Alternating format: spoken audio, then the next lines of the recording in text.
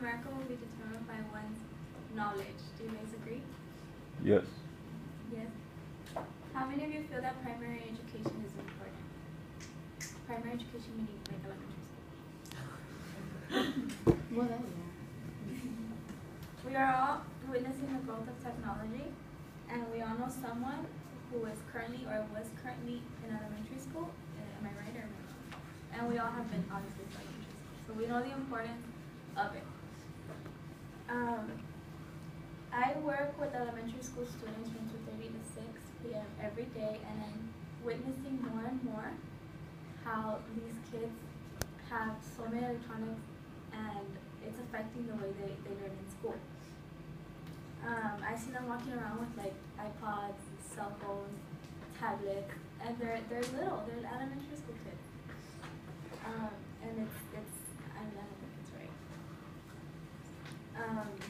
Learning more about how elementary school students using electronics in school negatively affects their education should all help you get a better understanding on why elementary school students should not have these in school. So, first I will talk about the negative effects of electronic usage in school. Then I will discuss why kids have electronics, and finally I will provide some solutions to this problem. So first, let's talk about the negative effects of electronic usage in elementary school. Elementary school students can be greatly affected if their learning process is interrupted. In elementary school, they learn the fundamentals of education: how to add, how to spell, how to write, and those are the fundamental elements of education. Electronics in school can definitely get in the way of that learning process, and they're using them during class time. According to the Electronic Journal of Research in Educational Psychology, written by Sandra Ruiz, extensive use of electronic media by students can lead to poor academic performance, which includes failing, trouble reading, and falling behind. Do you guys agree? How many of you have relatives or know anybody that's in elementary school right now? Do they have phones and all that stuff? Exactly. So, according to primaryeducation.org, the primary curriculum is designed for well-rounded learning experiences and focuses on three main aspects of education: a range of subjects, knowledge, skills, and character development. The primary school education lays out the foundation for kids' learning and development. So, in later years, if they don't get these fundamentals, what do you think is going to happen to them in their education? Do you guys have any suggestions or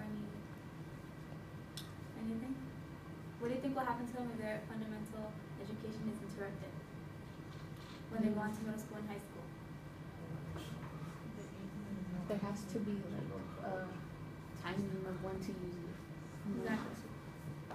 So if students are focused on electronics during class, they will not fully grasp the educational foundation in their lives,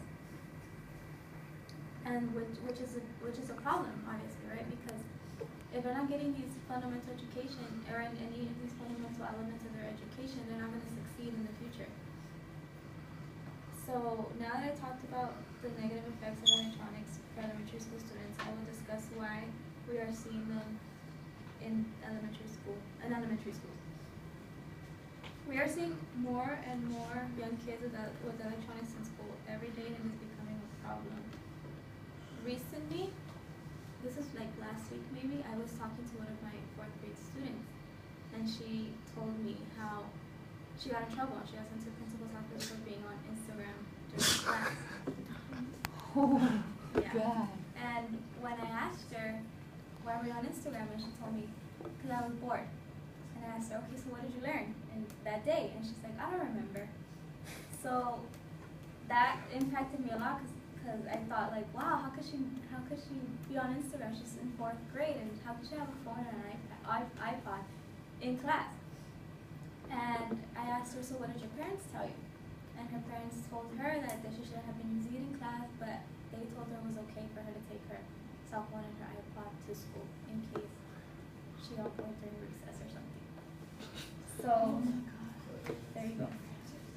So according to an article by Lisa Nielsen, written in August of 2013, parents buy their kids cell phones and electronics, according to the parents, okay, to help keep the kids organized, keeps them safe, and it allows them to digitally teach themselves. And the most common, why fight a losing battle? Which one really stood out to me was digitally teaching themselves. They're kids, they're young kids. How are they gonna digitally teach themselves? Right? Like that stood out to me, so I thought I had to talk about this topic. Kids cannot teach themselves the fundamentals of education. How is that possible?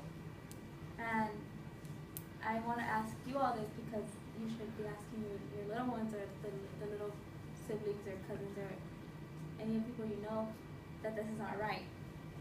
Because I know a lot of you had your hands up that they have cell phones and iPhones and they're in elementary school. So now I will give you some solutions to the growing problem. There are many solutions that are already being implemented by elementary schools in order to stop this from happening. So for example, one of the reasons why parents bought their kids cell phones was to keep them safe, right? It is a parent's responsibility or a guardian's responsibility to fill out their emergency cards before it gets too late into the term. Do we all remember emergency cards? It's the parent's responsibility. They're obviously young, they're not going to remember, so as a parent or as a guardian or even as a sibling, you should let your parents know that they need to have their emergency cards filled completely out. This will allow them to get in contact with the school if something does happen to their child, so there is no need for the safety excuse. And also, kids get walked out to the front of the gate, and they don't leave. The security guards or the teachers don't leave until the last person gets picked up. Also, there's programs like Ellie's Best, which is the one that I'm involved in, and EYS, where they can stay with an adult until their parent picks them up. Parents can allow kids, obviously, to use their electronics at home, maybe after they're done with their homework, but it is really up to the parents or the guardians. So I think that's a couple of solutions, and there's already solutions that exist, so there's really no reason why these kids should have electronics in school. So let us finish. Learning about how electronic usage in elementary school setting has negatively affected the education should help you get a better understanding why they shouldn't be there. First, I talked about the negative effects. Second, I talked about why these kids even have them in elementary school, and last, I talked about some of the solutions and some of the solutions that already exist. We can set the example and ensure our little loved ones get the education they deserve. So, in conclusion, these kids, in order for them not to fail in elementary school, need motivation, dedication, and discipline. Thank you.